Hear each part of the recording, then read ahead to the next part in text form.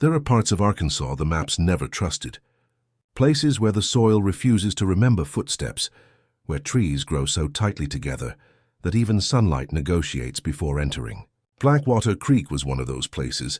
In 1874, the settlement surrounding it had already developed a reputation for secrecy. People moved there to disappear.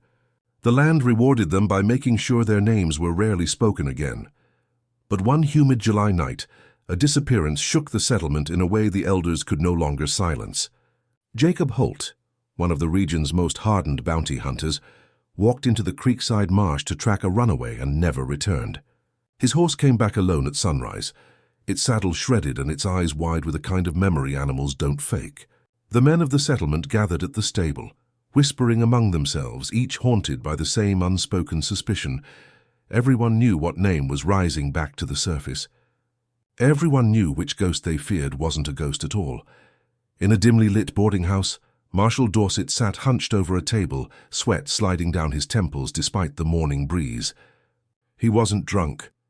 He wasn't trembling because of fear of the unknown. He trembled because he remembered, because he had known the man before the swamps transformed him. Years earlier, Elias Reeves had been dragged across plantations as a slave with a mind sharper than chains and a will stronger than any overseer's whip. They had beaten him, burned him, hunted him, yet he never bowed. The other slaves whispered that he carried something ancient in his blood, a refusal older than the land itself. Then, one night, Elias escaped into the marshes with dogs and rifles at his heels. The men who chased him believed they had shot him down. Dorset had led that hunt. He remembered the mud swallowing Elias, the dark water closing over him, the silence afterward. Dorset believed that day had ended a chapter best forgotten, but Jacob Holt's disappearance forced Dorset to confront the truth he had tried to bury beneath years of duty and guilt. Elias Reeves was not dead. Something in the land had kept him alive, changed him, hardened him, reshaped him into a force the marsh tolerated because the world outside had rejected him. And now it seemed he had returned not as prey, but as the hunter. When Dorset finally allowed the settlement men to speak his name aloud, their voices cracked. Elias Reeves had come back, and this time, he was no longer a man shaped by suffering, he was suffering given form. For 12 years, Blackwater Creek lived under a kind of unspoken truce with the marsh. Families built their homes further inland, avoiding the darker patches of water, where the reeds grew unnaturally tall. Children were warned not to wander near the tree line. Women hung charms and old scraps of cloth near doorways, not because they believed in spirits, but because belief was safer than acknowledging the truth. No one searched for Elias Reeves. Not because they thought he was dead, but because they feared he wasn't. The disappearance of Jacob Holt was not the first. It was merely the first that the settlement could no longer justify with lies. Over the previous decade, bounty hunters who came searching for fugitives, trespassers, or rumored treasure simply vanished. They walked into the marshlands armed with rifles, ropes, and bravado, and evaporated from the historical record. Their employers sent letters. No one responded. Their families traveled days to inquire. They were met with silence. Eventually, people stopped asking questions altogether, and in that silence, rumors flourished. The older men claimed Elias had built a network of tunnels beneath the wetlands, using the soil that swallowed sound and preserved secrets. Women whispered that the swamp itself protected him, feeding him the names of anyone who crossed the border with intent to harm. Some children, in their naivete, wrapped their fear in imagination, saying he could see through fog and walk without disturbing mud.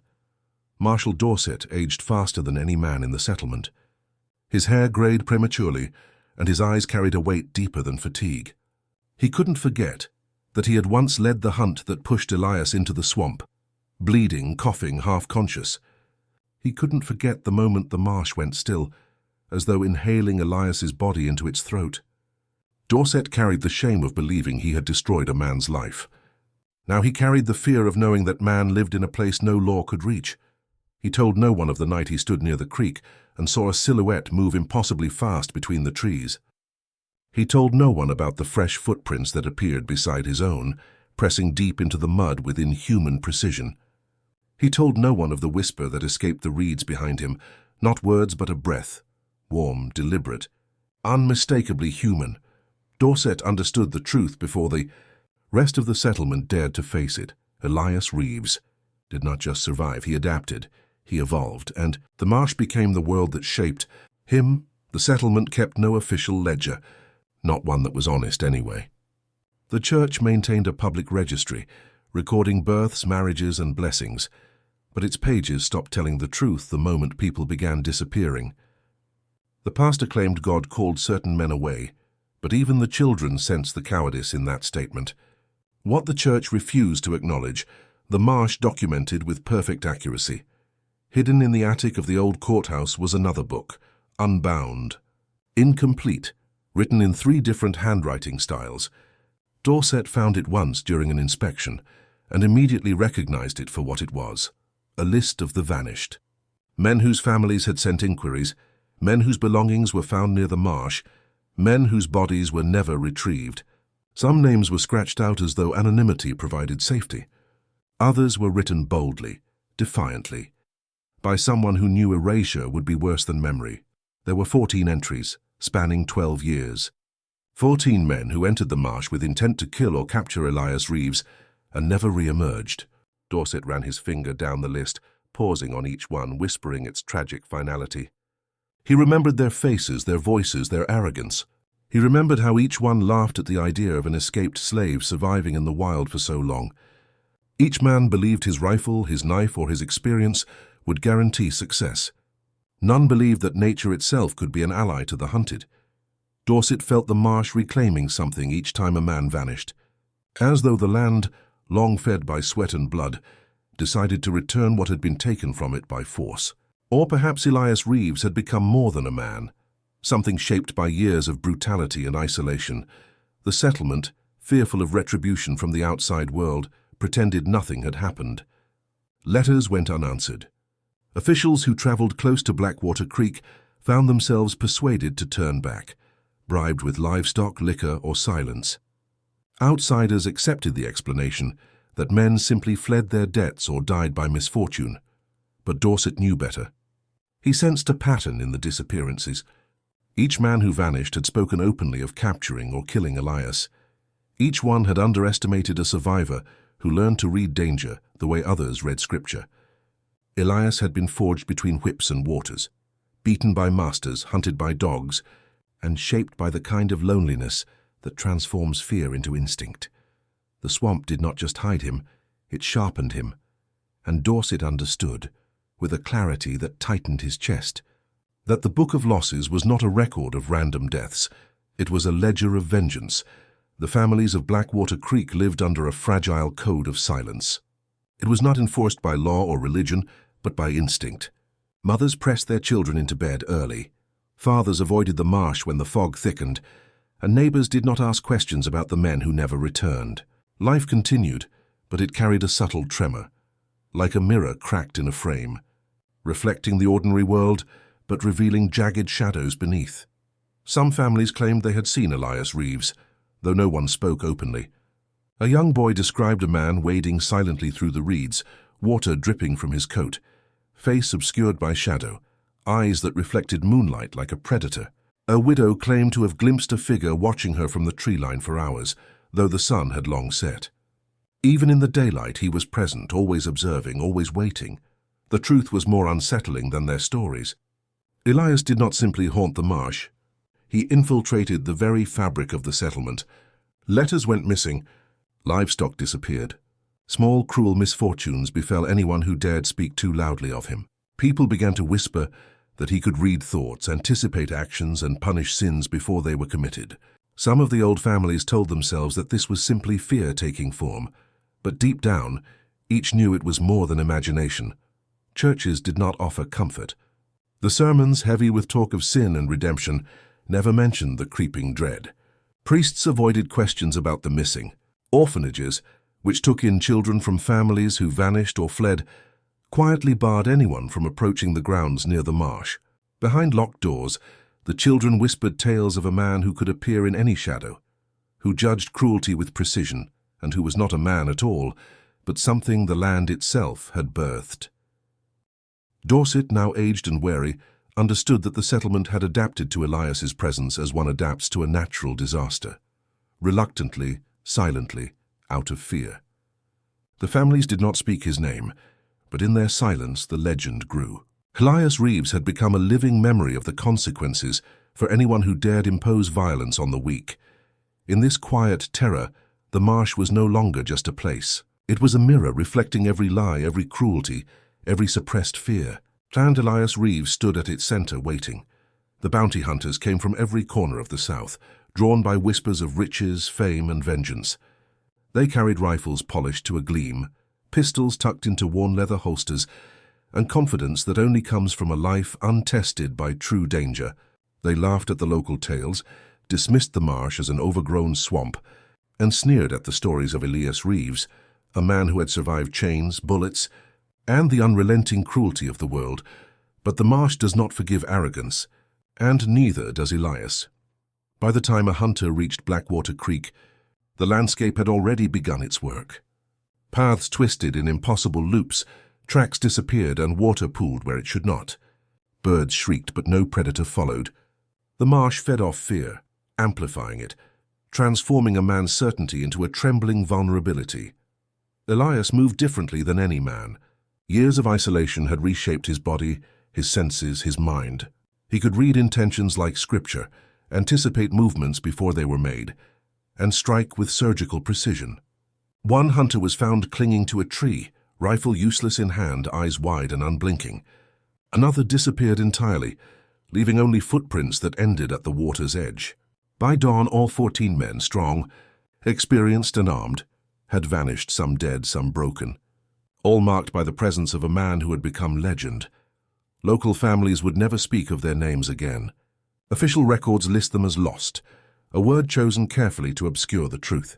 But those who lived near the creek knew better. The hunters had underestimated a survivor, a man who had endured the most extreme cruelty and emerged transformed. Elias Reeves was not a threat born of malice. He was the consequence of every injustice he had endured. In the marsh he was the law. Outside, the world had forgotten, but the land had not.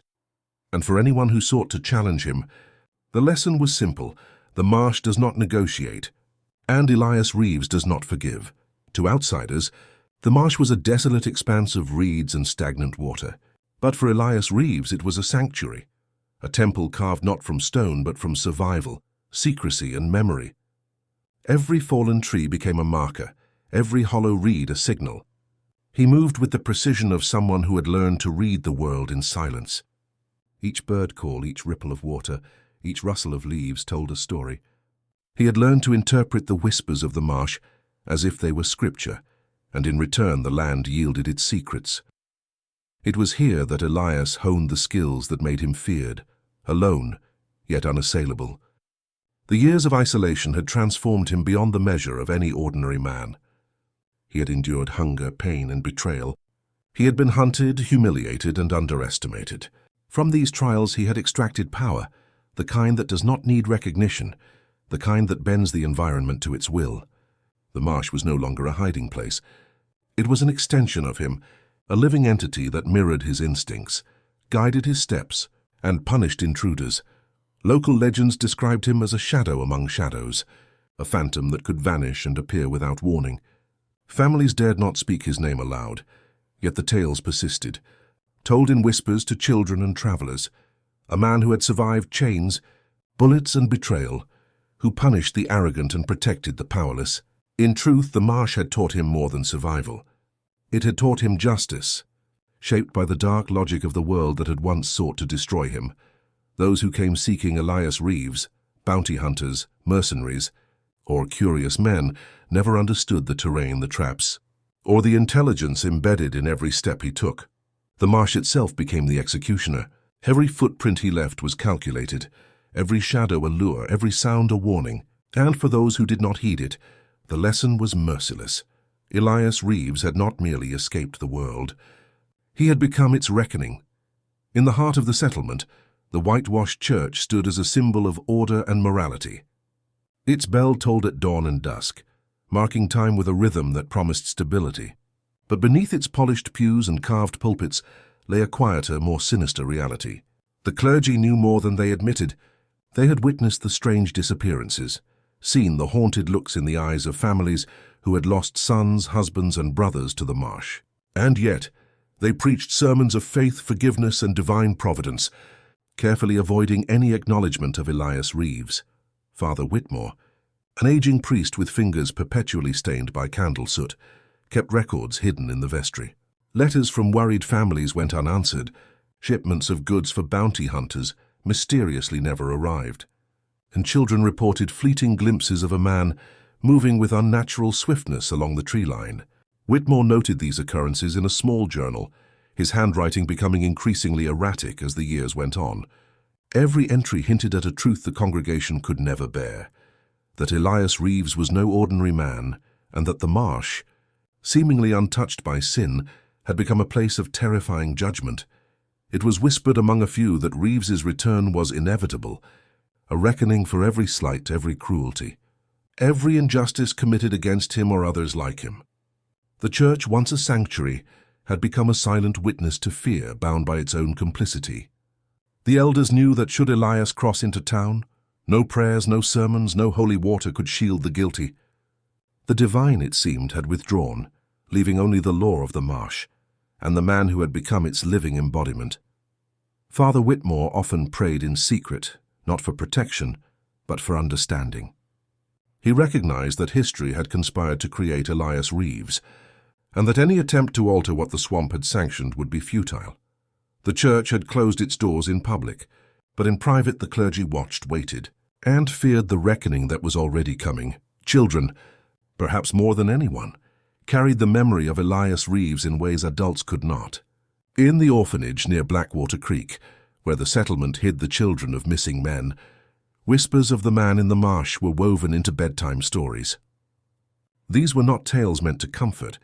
They were warnings etched into the young psyche, reminders of power that could not be fought with fists or words. One boy, Samuel, claimed he saw a figure standing at the edge of the swamp, watching the orphanage from a distance so perfect it seemed almost ritualistic.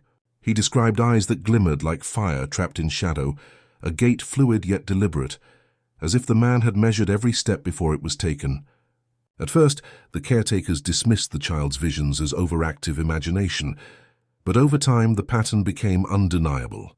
The orphans spoke of the figure saving them from predators, from bullies, from fires that erupted unexpectedly in the surrounding woods. No adult ever saw these acts, and yet the children swore they were real. It became apparent that Elias Reeves existed simultaneously as predator and protector, a force bound neither by law nor by morality, but by an almost primitive sense of justice. The children learned quickly. The marsh belonged to him, and its lessons were absolute. Those who tried to harm the weak vanished. Those who respected the rules survived, though forever changed. The orphans internalized these stories, growing up with the constant awareness of a presence that could appear at any moment, a man who carried decades of suffering and cunning in his gaze. For them, Elias Reeves was not a legend. He was a living symbol of consequences, of survival, and of the terrifying power of someone shaped entirely by injustice. In their whispered tales, the children knew something adults would never admit aloud. The marsh and the man it harbored were alive, as the world beyond Blackwater Creek would one day pay attention, or pay dearly. The 14 men who had vanished attempting to capture Elias Reeves left more than empty homes and unclaimed possessions behind. Their absence became a silent lesson etched into the memory of every would-be hunter, trader, or adventurer who dared venture into Blackwater Creek. Locals called it the hunter's legacy, though no one explained exactly what it meant. It was understood, not spoken. A warning without words. The marsh did not forgive ignorance, and Elias Reeves did not tolerate arrogance. Accounts were contradictory, filtered through fear and second-hand storytelling, yet the consistent thread remained. Each man had underestimated him. One had been found days later, emaciated and mute, wandering near the edges of the swamp, unable to articulate what had transpired. Another was never seen again, though his horse returned with its bridle torn and saddlebags empty. The settlers' collective memory began cataloguing these disappearances as evidence of a pattern beyond coincidence. Yet for those who knew Elias personally, his wrath was never random. He punished precisely. Every bounty hunter who approached with greed or malice carried the seeds of his judgment. It was as though the marsh itself had absorbed Elias's suffering, giving him omniscient patience and the cold logic of retribution. The hunters' deaths or vanishings were not merely survival tales. They were moral lessons executed with meticulous precision. Over time, new hunters came, drawn by rumors of gold, hidden artifacts, or mere curiosity. Each arrived armed. With confidence, each ignored the whispered warnings of the settlement. Each was swept into the same pattern. A disappearance, a fearful story, and another layer added to the growing legend. The marsh and the man it protected remained unchallenged, untouchable, and ever-present. The hunter's legacy was no longer a story of lost men. It was a symbol, a warning, and a promise that Elias Reeves's reckoning would endure long after the men themselves had been claimed by the swamp. The marsh had a way of watching, not with human eyes, not with intention, but as if the land itself had absorbed centuries of cruelty and suffering, learning to respond. Trees swayed without wind. Water rippled where nothing fell. Mist gathered in unnatural shapes, wrapping itself around the edges of reality. For those who trespassed, it was suffocating, disorienting, and inescapable. Elias Reeves had learned to see through this world the way others learned to read books. He could interpret the smallest disturbance, a broken twig, the scent of smoke, the subtle change in air pressure, and know exactly who approached, from where, and why. Hunters claimed they had scouted the marsh with horses, maps, and firearms, but the terrain betrayed them before they ever realized it. Each step led them deeper into patterns designed by both the swamp and Elias himself. Families who had survived generations in the area whispered that he had become something other than human. "He sees with the marsh's eyes," they said. "The reeds, the water, the wind, and all answer him." Children described glimpses of movement at the tree line, figures that flickered between shadow and substance. Nothing, they insisted, could escape his gaze. Yet this power was born not from magic, but from endurance. Every wound Elias had suffered, every betrayal, every day of hunger and isolation, had sharpened his perception. The marsh was not merely a hiding place, it was a teacher, and Elias was its disciple, learning patience, strategy, and the cold. Precision required to survive in a world that had tried to erase him. To the outsiders, the marsh was a place to be feared. To Elias Reeves, it was an extension of himself. Together they waited, watching, calculating, and anyone foolish enough to enter unprepared would quickly understand that the eyes of the marsh were never blind and never forgiving. By the time the children of Blackwater Creek reached adolescence, the tales of Elias Reeves had transformed from whispers into a quiet, living curriculum. The orphans, who had spent countless nights hearing stories of his cunning and endurance, began to understand the marsh in ways adults could not. Where others saw danger, they saw logic. Where others hesitated, they moved decisively, guided by the lessons etched into memory by fear. One boy, Thomas, described the swamp as a puzzle of perception. He noticed patterns in the flight of birds, the angles of shadows, and the behavior of fish in the water. He told the other children that Elias did not simply live in the marsh, he conversed with it. "It tells him things," Thomas said, eyes wide. "The trees, the wind, the water, it speaks, and he listens." The orphans came to understand an unsettling duality. Elias Reeves was both protector and avenger. Those who tried to harm the weak vanished, while those who respected life, even in small, quiet ways, found themselves spared, sometimes aided. The children's imaginations blended with observation, creating a myth that was real in its consequences. Marshall Dorset watched these developments with a mixture of awe and dread. The children's understanding of Elias surpassed his own. They grasped the moral framework he operated within, a framework born not of law, but of justice defined by experience, suffering, and survival. The elders feared that this knowledge, once held by children, would ripple outward, altering perceptions of authority, of morality, and of power itself. Elias Reeves had become more than legend. Through the eyes of the orphans, his presence became a code, an unspoken lesson in vigilance, patience, and the consequences of cruelty. The marsh, once silent and forbidding, had begun teaching others to see. Elias Reeves did not move blindly through the marsh. He navigated a terrain few had ever mapped, and fewer still survived. The swamp itself had become a labyrinth, its waterways and reed-covered banks shifting like living architecture. Over the years, Elias had marked paths invisible to the untrained eye, hidden traps and vantage points, perfected for surveillance. He had converted the marsh into a hunting ground where every step taken by an intruder could be predicted, countered, and punished. The 14 bounty hunters who vanished had failed not because they lacked skill, but because they did not understand the rules of this terrain. The marsh was both a weapon and a teacher, and Elias had learned to wield it with precision. He could anticipate the flow of men, predict their reactions, and manipulate their movements, leaving them exposed to his judgment without the need for direct confrontation. Dorset, who had once led the hunt against him, confessed to secretly following the marsh's patterns during the early days of disappearance reports. He could trace the subtle signs of Elias's presence: disturbed reeds, flattened paths, footprints. That ended abruptly, and the occasional broken branch angled unnaturally. It was as if the land itself conspired with the man who had survived it. The settlers who remained near Blackwater Creek gradually understood that there were invisible boundaries they could not cross.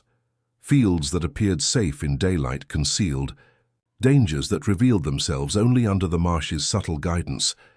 Hunters who ignored these lessons either returned broken in body and spirit or did not return at all. In the end, Elias Reeves's mastery of the hunting grounds was more than skill. It was a manifestation of every hardship, every betrayal, every scar inflicted upon him. The marsh had made him formidable, the world had made him unstoppable, and those who entered his domain, unaware or arrogant, were fated to pay the price. The towns surrounding Blackwater Creek were alive with a quiet, suffocating fear. It was not a fear spoken aloud, but one embedded into routines, gestures, and glances. Mothers moved quickly through marketplaces, avoiding the edges of the marsh. Fathers carried rifles not just for hunting, but as talismans against an unseen threat. And everyone, without exception, left doors unlocked, keys hidden in plain sight, as if inviting surveillance would somehow placate it. The adults whispered of Elias Reeves, but their voices faltered under the weight of guilt and shame. They had underestimated him once. They had allowed the world's cruelty to shape him, and the consequences had returned to haunt them. A man, molded by chains, solitude, and betrayal, had emerged not broken but perfected. Every rumor about the marsh, every tale of vanishing hunters, every unexplained disappearance was etched into the collective consciousness of the settlement.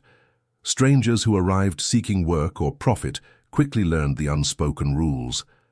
They found roads that seemed to loop endlessly, landmarks that vanished or reappeared inconsistently, and warnings that came in silence: a missing fence post, a toppled cart, footprints that led nowhere.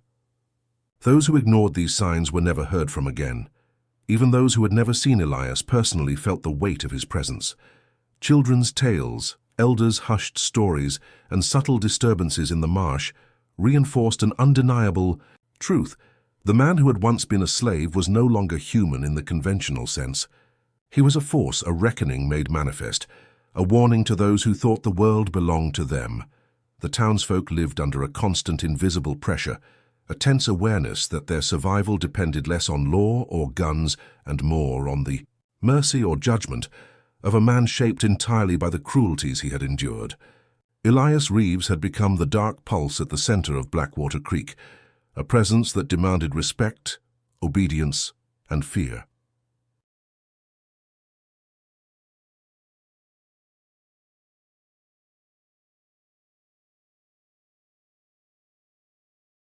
Elias Reeves had learned, in the harshest terms, that survival demanded more than strength or skill.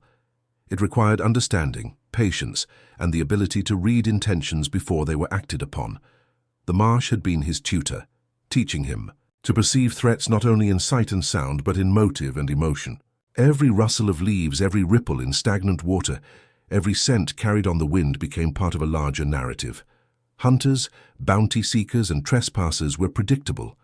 They acted with pride, ignorance, or desperation. Elias observed, calculated, and then acted. His interventions were swift and precise. The swamp amplified his awareness, guiding him to intercept, trap, or neutralize threats before they even realized they were in danger. To the untrained eye, the disappearances were random. To Elias, each one was a lesson, a test of comprehension, a judgment of character. The settlers, children and orphans who observed from a distance began internalizing these rules. They learned quickly what could provoke wrath and what actions earned protection.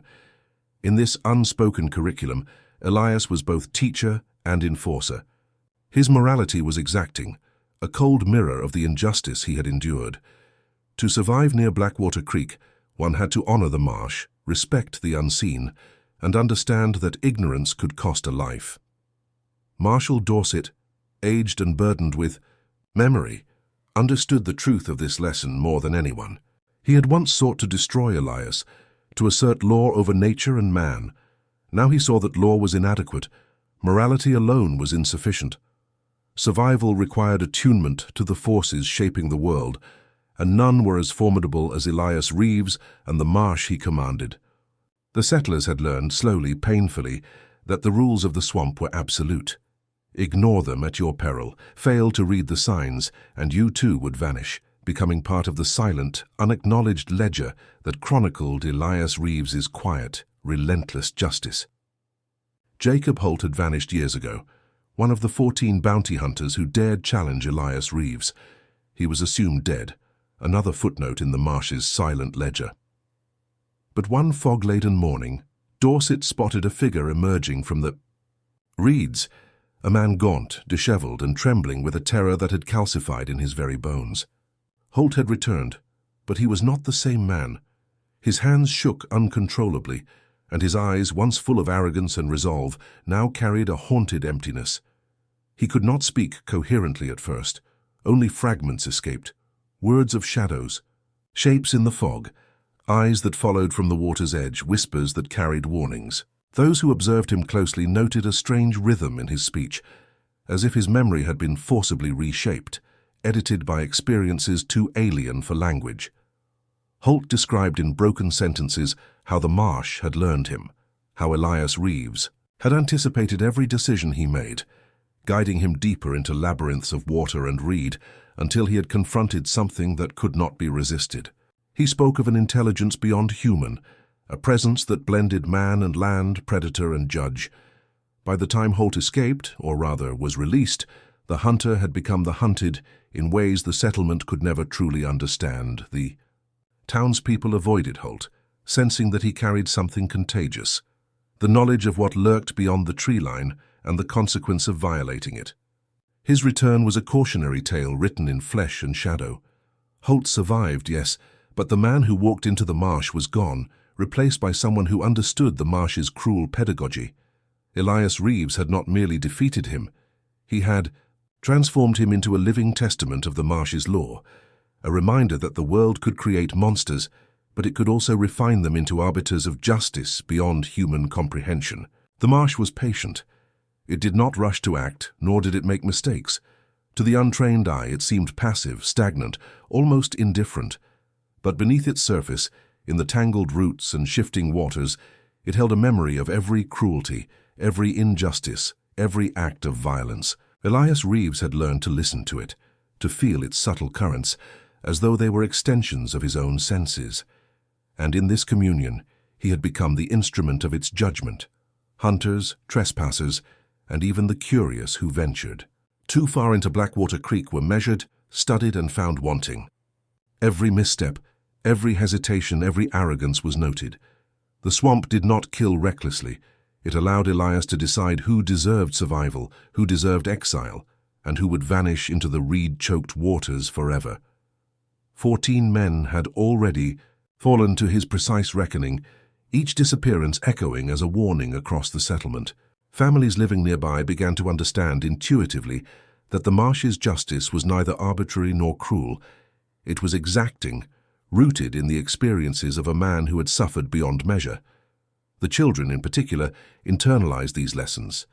They learned that the world could be harsh and unforgiving, and that survival demanded more than strength. It demanded awareness, respect, and an understanding of forces that could not be reasoned with. Marshall Dorset, burdened by age and guilt, observed quietly. He had once tried to impose law upon a man who needed only survival. Now he saw that the swamp, through Elias Reeves, had created a new kind of order, one that punished the unjust, shielded the weak, and enforced consequences with a precision humans could not achieve. The judgment of the Marsh was subtle but unrelenting, and at its center, Elias Reeves stood as both executor and witness, a figure shaped by suffering, honed by patience, and empowered by a world that had once tried to destroy him. Over the years, the settlement learned the value of silence, not the ordinary silence of night or contemplation, but a deliberate, watchful stillness that acknowledged the presence of a force no one dared challenge. Windows remained shuttered, doors bolted, and conversations carefully measured.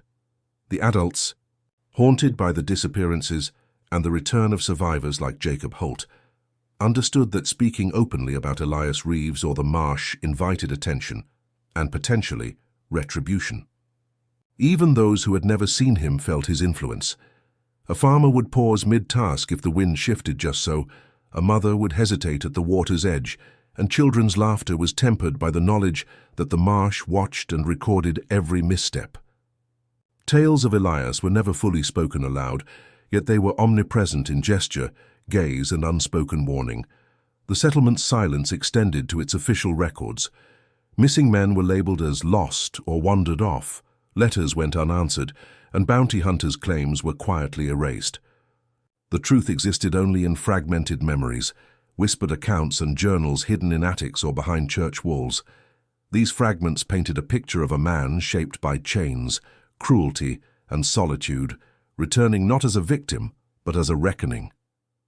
Marshall Dorset, once an enforcer of conventional law, had come to respect the necessity of this silence. To interfere was to risk unleashing forces beyond comprehension. The settlement had learned that the Marsh and Elias Reeves operated under a logic humans could not fathom, a morality dictated not by tradition or scripture, but by survival, experience, and the enduring weight of injustice. In Blackwater Creek, silence became a shield.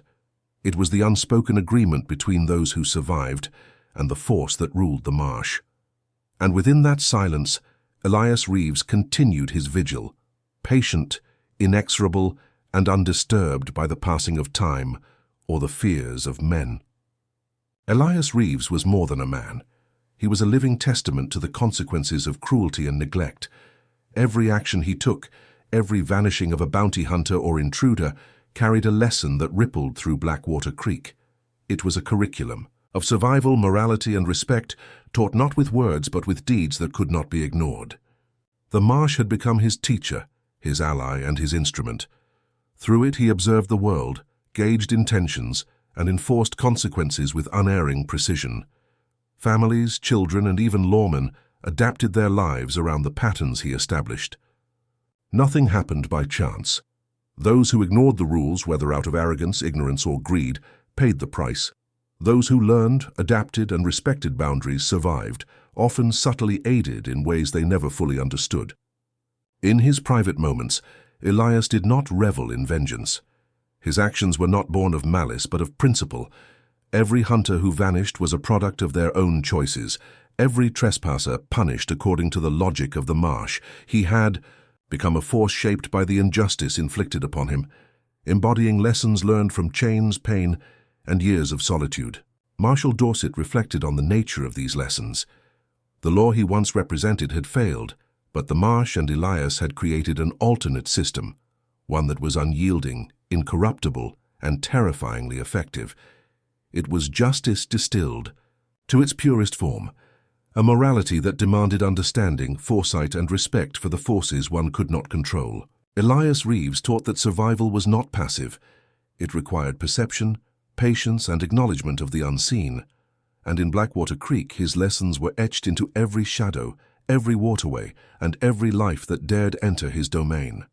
By the turn of the decade, the story of Elias Reeves had become inseparable from Blackwater Creek itself. The marsh, the settlement, and the man had fused into a single, ominous entity, an inescapable truth woven into the landscape. Outsiders spoke in hushed tones about the man in the reeds, while locals navigated their daily lives around patterns of avoidance, respect, and fear. The 14 hunters' disappearances had been catalogued in fragmented whispers, journals, and the memories of those too terrified to speak openly. Jacob Holt's return had provided the living proof of what no official record could capture, that Elias was not merely surviving, he was exacting consequences with precision unmatched by human law. Every family, every orphan, every elder who had glimpsed the edges of the swamp understood the same unspoken reality. Elias Reeves was a force shaped by the cruelty of men, tempered by the patience of the marsh, and perfected by the lessons of survival. The legend solidified further because it was reinforced daily. Children grew into adults who carried his presence in their understanding of the land. Farmers, merchants, and preachers adapted their behavior subtly, never daring to challenge or provoke the invisible authority. Even Marshal Dorset, burdened with memory and guilt, recognized the profound symmetry between the man and the marsh. One could not exist without the other, and together they had rewritten the rules of life and death in Blackwater Creek. Elias Reeves was no longer simply a man, nor was he simply a story. He had become an enduring force, a living symbol of justice, fear, and survival. And as long as the marsh remained, the world outside Blackwater Creek would never fully comprehend the power, patience, and judgment of the man who had transcended the life he was once given. Time in Blackwater Creek did not move the same way it did elsewhere. Days bled into nights with little distinction, and the marsh remained a silent, ever-present witness. Elias Reeves, shaped by chains, solitude, and years of relentless pursuit, had become a constant in this strange rhythm, a sentinel, an arbiter, a living reckoning. Even decades later, the legend persisted. Hunters, adventurers, and curious outsiders still vanished near the edges of the marsh, their disappearances folded into the unspoken ledger of fear. Families continued to live with cautious respect, passing down knowledge of the man in the reeds through hushed stories, gestures, and subtle warnings. The orphans who had once observed him grew into adults who carried his lessons in memory and instinct, shaping the settlement's culture, morality, and survival strategies. Elias did not act out of anger or hatred. His was a deliberate, measured vigilance, a moral calculus born from the suffering inflicted upon him. Every step he took, every judgment he executed, was a reflection of the life he had endured and the justice the world had failed to deliver. The marsh had given him sight where others were blind, patience where others rushed, and power where others were weak. Marshal Dorset, old and frail, reflected on the years he had witnessed and the truths he had learned too late. The law, he realized, was impotent here. Only understanding, respect, and survival could endure in a place like Blackwater Creek. Elias Reeves remained, eternal yet unseen, a shadow among reeds, a presence in every whisper of wind and ripple of water. He was the arbiter of justice, the protector of the innocent, and the reckoner of the arrogant. And in the marsh's quiet dominion he would remain forever, watching, waiting, judging, and ensuring that the consequences of cruelty, ignorance, and pride would never be forgotten. The legend of Elias Reeves was not a story to be told. It was a truth to be lived, respected, and feared.